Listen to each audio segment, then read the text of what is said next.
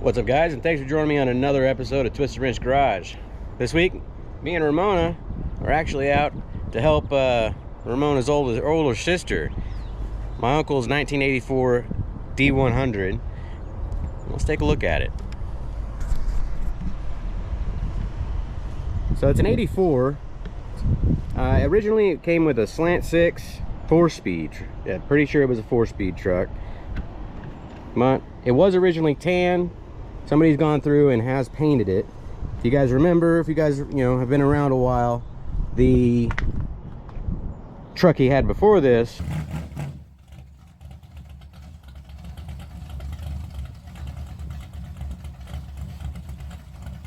was a silver Ram Charger with a full on race 440 engine in it, and he had to run like 110 fuel in it, and it was just ended up costing him way too much in gas to be able to even drive the thing, so he wasn't even really driving it, so it just didn't make sense for him to have it. So he actually ended up finding a deal where he was able to do a straight swap for this short bed here. I like those wheels. They did a decent job painting it. It's not perfect, it's not showing all of its tan or anything, but it definitely looks a lot better. Let's take a look at the interior. Let's see what we got going on here. Pretty clean interior. You can definitely see it was a tan truck. They just painted the outside by itself because they didn't do the jams or anything like that. But you can see right there, that shows me it was a 4-speed. They put a B&M Pro ratchet shifter in it, some gauges. I like this steering wheel. This is really nice. They need to make seat covers like these more often for our trucks. Don't see those very often. You can say it is a no trim truck. It was a very bare necessity truck. Didn't really have anything in it. No extra trim, anything like that. It is odd. I haven't seen one of these dark brown dashes before. That's pretty nice. I like that. Let's take a look underneath the hood. So underneath the hood is definitely not a slant 6. This right here is a 440 big block. It's nothing crazy or anything like that. This is definitely a streetable 440. It's got a Torker Edelbrock 440 intake on it, headers.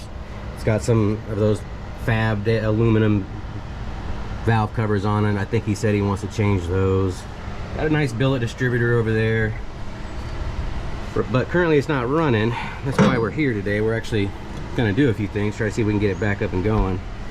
But if you look right here, and if you guys look right there, 225 cubic inch.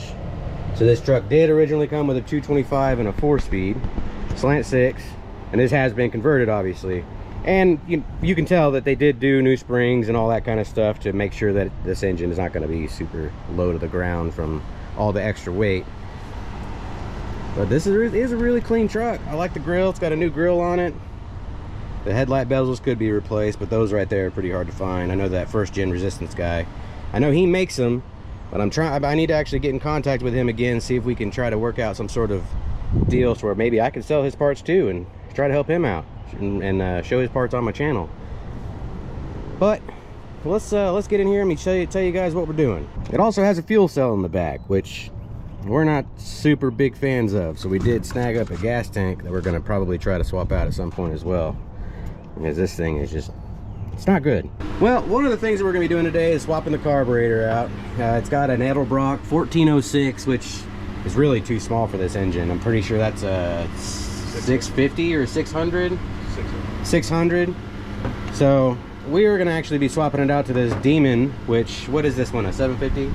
Pretty sure. Yeah, Demon 750. We're going to try to make sure we can get this carburetor adapter for this Edelbrock. We're going to see if we can put it on here. This one has a Chevy adapter on it currently. We also need to get this pulley, this double pulley on here, because what they had was just a single pulley, and it was really causing some belt problems for us. So we need to try to see if we can get this on here, and that way we can get all of our belts running where they should be. That way we can get our fan put back on. Pretty sure we need to get a new voltage regulator as well, because if you guys can tell back there on the firewall, all that yellowish stuff that comes out of the back, that shows you that that unit has gone bad. So if you ever see that kind of stuff, either that thing is getting ready to go bad or it is gone bad, so you guys need to replace that. Another thing we want to do is we want to pull out these plugs, because I want to double check something, because I did look underneath the dash And underneath the dash of this thing, there is a Spitfire MSD ignition box. And those MSD ignition boxes, they can definitely cause some problems if you don't know how to set up your spark plugs and those kind of things. A lot of times people just, you know, take the plugs, set them to the factory gap and throw them in with those MSD boxes and not realize that those MSD boxes really require a 0.45 gap for them to actually fire properly. And if you don't have them gapped right, that can actually cause some hard to start issues. It will be really hard to fire up. It's just not worth it. So we're gonna actually go in there and we're gonna check those and see if we're having some issues with those there too, because he said he was having some troubles with it being hard to start. So we're gonna take a look at that too. All right, so we gotta see if this pulley is gonna fit on here and not rub these bolts. That's one of my concerns here. I think, yeah, we're gonna clear it just fine. So that's good. We need to take this. This needs to be indexed on here. We're gonna use the old Explode Me fans. I mean, they're really reliable. They do what they're supposed to do. So we're gonna put one on the bottom first. We'll see if we can get this done. Pretty tight fit.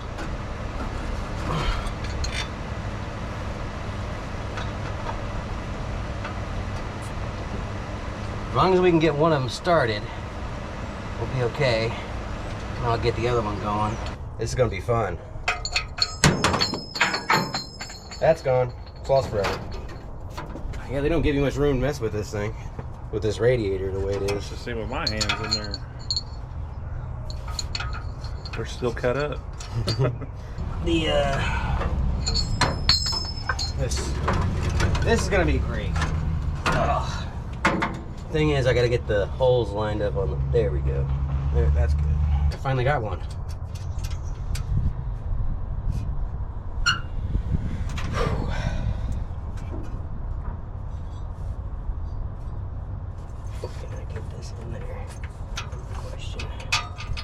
Yes, sir. Yes, sir. Good thing those slots are in there. Yeah. Yeah, those slots weren't there. I'd be up creek without a paddle, or whatever that saying goes. Can't believe how close that pulley is to them bolts. Right. So what I'm having to do here is I'm having to take the bolts and like slide them in through the little slot in that fan just to get them to go in. I am getting them going though. Oh man, that's the feeling of success. It's great. Guarantee you one thing, you got those in there way faster than I took them off. Anybody order a tight fit fan? Apparently this old man was a hot rodder that built this motor. Yeah. Old Dodge guy. That's why he put the closed chamber 5/16 heads on and get a little bit more compression. Yeah. So this is a little more than a factory. Yeah, they put a little bit of a cam in it, and I hate when people say that because there's so many different cams that you don't really know. I mean, I've heard just horror stories on people with the new cams going flat on them. Oh yeah, yeah. They don't make cams with the same strength. It's the oil, I guess. That oil's got to have that detergent in it. Well, it's flat type of cams that are causing it. Yeah, that's why everybody's going to rollers. Yeah, because there's no zinc in oils. Yeah. Which you can run the diesel and it has a good amount of zinc in it, which is what I run. But supposedly it has a different kind of zinc in it, so you should really get one of those zinc additives to run in it. I know on a diesel oil you got to change it more often because my friend ran it in his 327 and it gummed it up. Yeah. You know, way worse than it should have for the miles he had on it. Yeah, I only go up to the 2500. That's why it's real important to you mess with these old Dodges to save all the belt, or not all the pulleys you can. Yeah. So I drove 3 hours just to get that pulley because nobody had one. Now I know what they come off. It's just the RV motor. Mm-hmm. All right, no rubbing, we're good. We know we got to get some belts for this truck, so we're gonna get into these plugs. I want to take a look at them. Fuel valve, for sure. Fuel valve. But still, auto lights. Some AutoZone plugs. Auto light, Ford. Yeah. The other one looks like a different brand in the back. Yeah, the second one looks like it looks like maybe an AC Delco. But I don't think that gap. don't look like very much at all. I don't think that gap is 45, but we'll check it. Like I said, it's an auto light. Let's pull the rest out. Let's see what those are. Delco, yeah, AC Delco.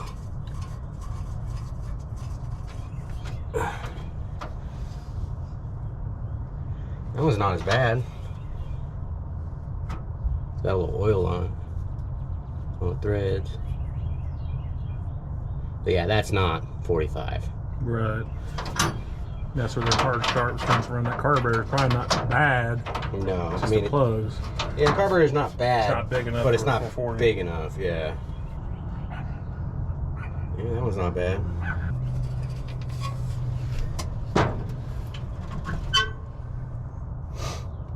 R435. Sounds right. Yeah, you can definitely tell that number 1 was definitely running different. Alright, checking the plugs. I just went through and checked them all. The first one, the number 1, came out 0.040. So we're not too far off on this one. This one needs to be at 45. Now the ones after that, I'm not going to show you all of them, but the ones after that, they all came out at 0.032, 31, right in there. So they're definitely not opened up enough, and that's why we're having these hard to start issues. So once we gap those out to 45, when we get the new ones, we'll gap them out to 45, and that should resolve the hard to start issues there. Number 2 looks about like all the rest other than 1.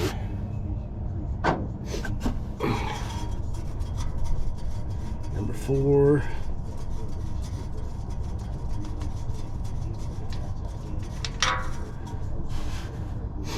Yeah, about the same. So all AC Delcos so far, except for that number 1. Auto light. Yeah, same thing. Number 6.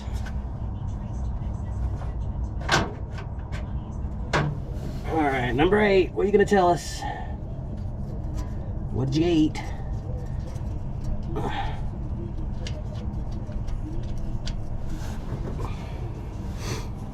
Yeah, same thing. Holy cow, that gap looks so tiny. Alright, let's take a look at these gaps. Gap on number 2.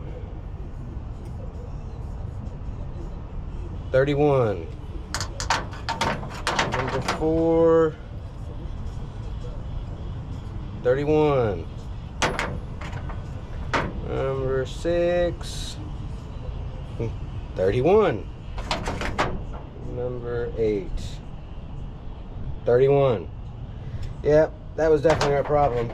And we got, what did we got? 7 AC Delcos and 1 auto light. So maybe that auto light was already in there and they put just 7 AC Delcos in. Who knows? We'll get them changed out. All right, let's pull this carburetor off here so we can get a look at it. All right, so we do have just a regular fitting back here. We're gonna have to see if we can swap that out, because this one has a thread-in style for like a, I don't even know what those are called. We'll also need to wire up this electric choke and get it set. Alright. Nothing left to do but just pull that carburetor off. So let's get it pulled off and see what we gotta do to get this all together. Alright, fuel line.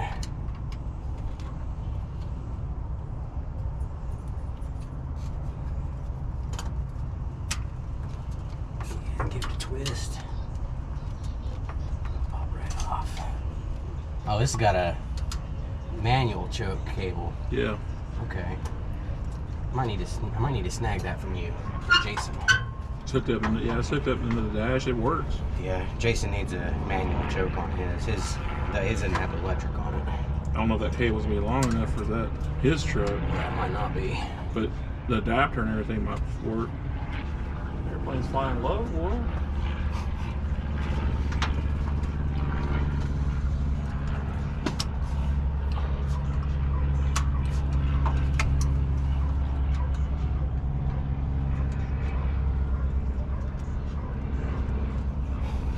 Baby pins you don't want to ever lose. Right.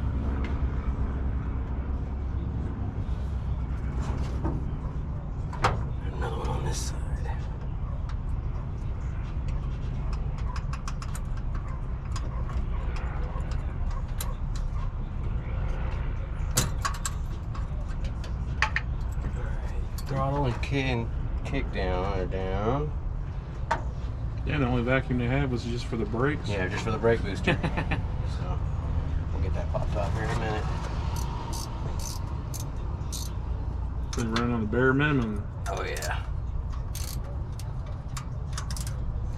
Yeah, it don't take a lot. Well, they don't even have a vacuum advance on that distributor, do they? No, because the timing advance will be controlled by that MSD box. Which I don't quite understand how any of that works, personally.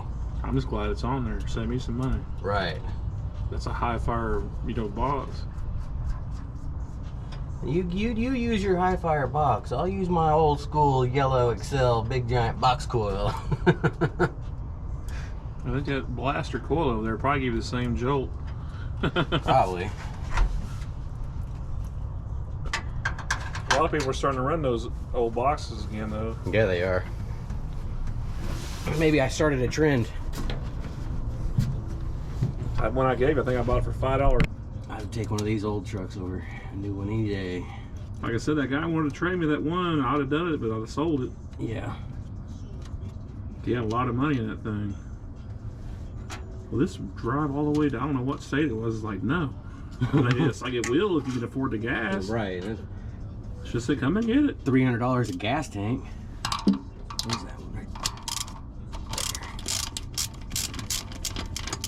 I'm like, dude, I'm not trying to talk you out of doing the deal. It's not feasible. It's not a street truck. It's not something you take on the highway at 110 octane. Well, I built the motor for my dad. It's like, okay. Gas gets stuck to it. Carb's off. Well, that's a square bore. Yeah, that'll work. Okay. Just gotta make sure all the linkage fits. Yep, gotta make sure all that works. Let's get into that. All right, it's been a little bit of time. We've been kind of fooling with this carburetor here, trying to sort out how we're gonna get the throttle hooked up and the kick down, and kind of came up with something because this bracket here, it will not work on this carburetor. It's just not made for it. So we have to make something work. Plus, if this was on here, I mean, look how far out that would be. I mean, you're talking way out there. So what we were able to figure out, and I'm gonna have to go to the hardware store to get some a little bit different hardware because I can't snug this up right. But we get something like this, we'll be able to get that in there, and with this bushing here, with that little sleeve, that'll actually allow this kick down to actually slide on that without getting bound up. So I just need to get something to swap that out with. But we are at a standstill here with this carburetor because this carburetor has this AN style fitting on it here, and unfortunately O'Reilly's doesn't have anything that fits that, and the one that came out of that Edelbrock will not work. So I'll probably have to stop by the hardware store to grab this, maybe see if I can grab something that'll fit in that with a nipple so we can hook up that gas line, but that's gonna have to be tomorrow. We're running a little low on time today. I'm gonna take my boy to work here in just a little bit. But I think what we'll do for now, for the rest of this time, we'll go ahead and gap the plugs, 45,000s. We'll get those slapped in, get them all put back in and ready to go. And then, I mean, that's pretty much all we're gonna be able to do for now. We'll get the belts on too, actually. We got some new belts. Had to kind of guess a little bit, see what we can get to fit in here, so we'll try to get those on too. Well, I got the new alternator belt on there, and that's gonna work just fine. Well, we are kind of having to guess here, because obviously they didn't put a 440 in one of these trucks from the factory. I think the last one that had like a big block was like a 76 or something. But this one here, it's a 1/2 inch belt, and it won't go down inside that groove enough. And unfortunately, it's just shy of being able to work. I think if it went down into the groove, it probably would, but I think we need to go up to the 48 inch. Maybe 48 inches on the belt, but this being a 1/2 inch just will not go into this pulley here, so it's going to need to be a 3/8 belt, but 48 inches long. So that can go back to the store, and we can get our money back on that, see if we can find the right one. I guess we'll just throw the plugs in and we'll be good for today. Alright, we got all the new plugs in, gapped 45,000s. Obviously I didn't record that, it's just a real quick easy job. Everybody knows how to do that. Went ahead and slapped in the new voltage regulator back there. that obviously was bad. And like I said, when they melt out like that, you'll see all that gooey stuff right there. I mean, that right there, when it melts, and that's when you know it's on its way out. So you better get a new one. We just slapped the Edelbrock back on there just to close this off for now. Hopefully I can get what we need for his carburetor, that demon, and we can get it slapped back on here tomorrow. So that'll keep that all nice and closed off. So we'll get back with you guys tomorrow when we get back to work on this truck. Hopefully we can get it all finished up. We're back over at my uncle's, me and Ramona, working on his truck again. I went ahead and took some time and went ahead and we patched most of this stuff back up. It's really windy today, so rather than you guys having to hear the wind blowing, figured I'd just update you guys. We got all the belts on. The belt, we ended up having to grab a 48 3/4 inch belt by 3/8 for it to fit over this power steering. The carburetor, it went on real nice. The only thing that we had to figure out was the throttle and the kick down, which, you know, we got it kind of working. You know, it's gonna do what we needed to do. We got a nylock here holding it. Kick down moves free, throttle moves free as well, opens up all the way. So right now we just got through checking the fuel cell, see if that had any gas. Yeah, unfortunately it didn't have any gas in it, and we think it might have a hole in it, so we're gonna have to see about that. Like I said before, we do have a gas tank for this thing, so we're gonna have to get that put in here at some point pretty quickly, because he wants to start driving this thing, and so, you know, I want him to, because I want to be able to have another little red truck sitting next to me when we're at shows. So let's get some gas thrown in here real quick, and we'll see if we can get it fired up for you guys. A little quick update. We went and threw some gas in the back of it, in that fuel cell I showed you guys that was kind of taped over. He had a thought that it might have been leaking, so we just poured a little bit in there, and sure enough, that thing spewed fuel underneath the truck. But it wasn't actually the fuel cell. It was actually this fuel filter right here. So from what I can gather from what happened is this fuel filter, or that fuel cell, got some water in it. That water went down into the base of the fuel lines at this lowest point back here, and it actually filled this up. And over winter, this thing froze and expanded and blew the threads out of it. So we're gonna try to get some stuff to get that sorted up, so we can just bypass this thing altogether, because it's not really needed. We're not running a high pressure fuel line or fuel pump. We're just running a manual pump. So we're just gonna bypass this, get some fittings to make it work back again, and we'll get this back up and going, so we can actually see if this thing will fire up and get back to going. All right, after a trip into the city for some fittings, 3/8 fittings, and a new fuel filter, also went ahead and grabbed a new fitting for the tank here to go to 3/8 as well, because it had 5/8 on it. We don't need that big. We're not pushing that kind of power. So we got all new hose clamps. We just put a couple of gallons of gas in it. Let's go try to fire it up. It's been sitting a minute. We're gonna see if this battery is good enough to get her fired up here.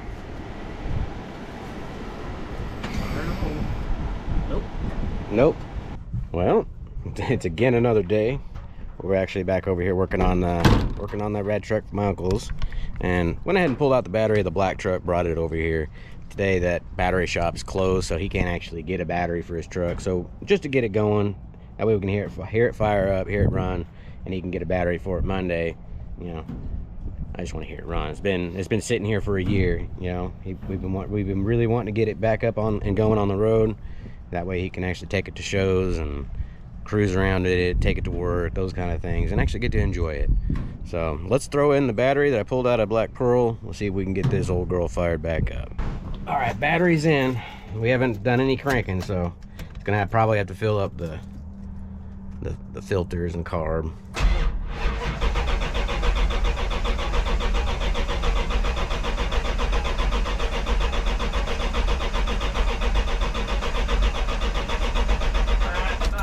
All right, sounds like we just got fuel to the filter.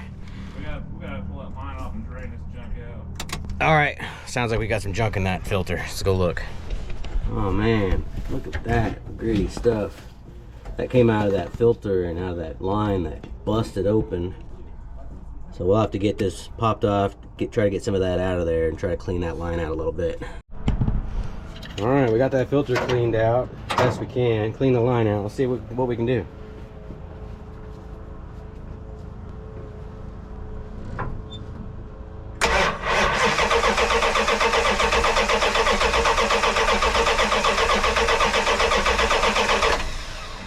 got a leak somewhere at the top, I think, that fuel filter. Okay. You gotta move that. Yeah, it's in a really bad spot. You gotta move that top clamp down. That's not even on the nipple. You got it. All right, try again.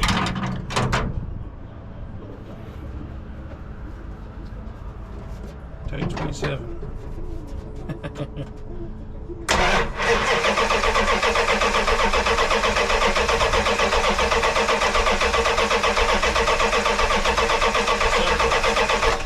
Hang on. It was just getting fuel. It's still pretty little milky. Is it? Yeah, you can take a look at it. It's starting to kick though. You know, starting to really pump it down. Yeah. Huh. Yeah, it's still a little. It's like water in there. It's definitely still got water in it. You Yeah. know, that's all water. Yeah, the top's fuel. Mm-hmm. Let's see here. Got water at the bottom and you got clear fuel here at the top, so we still need to do some more cleaning out of this thing. Man, that's crazy. And there's that mixture of water and gas we pulled out of the lines. That's quite a bit. This was the second run, so glad we got all that crap out of there. Take 70,000 here, let's see. Fill that fuel filter.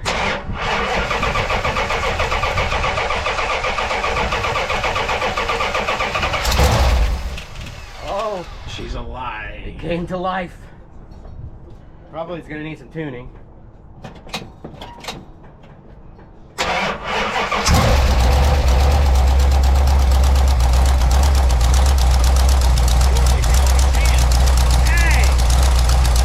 Big exhaust leak over here on this side.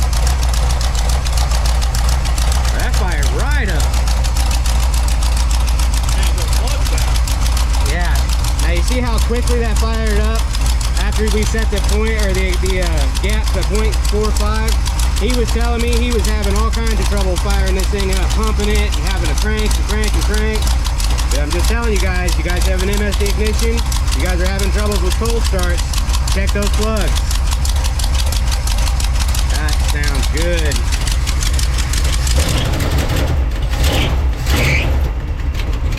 Let it idle. It's been sitting too long. Oh, all right.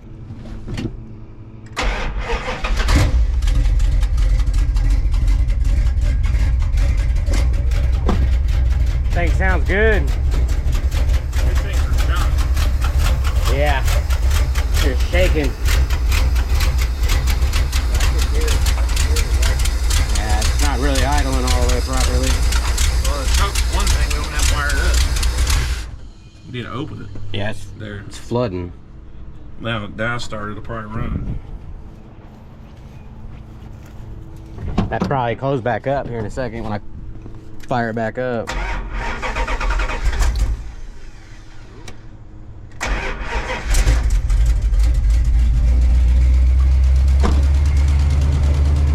There we go.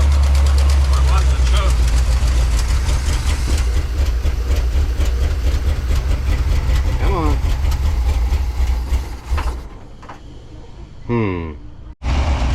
Alright, after a little bit of tuning on that carburetor, set the idle. We're about 850 right now. It's sitting and purring way better now. So the fuel is still looking a little milky there. We're gonna we're just gonna let it eat, and then we'll get some fresh gas in it. But we do need to tighten up the belts a little bit. You guys probably heard those squeaking a little bit. But man, this thing sounds really good.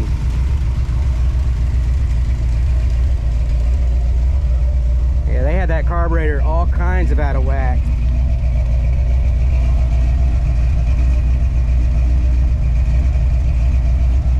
Well guys, that's going to end it for this video at Twisted Wrench Garage. Super happy we were able to get my uncle's truck back up and going.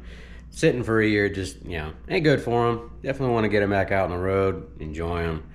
Didn't take much to get it back up and going. Had to get some specialty stuff, fittings and those kind of things. But after a little bit of work, we were able to get it fired up. Now he can actually bring it over, and we can throw that other tank in it if we can.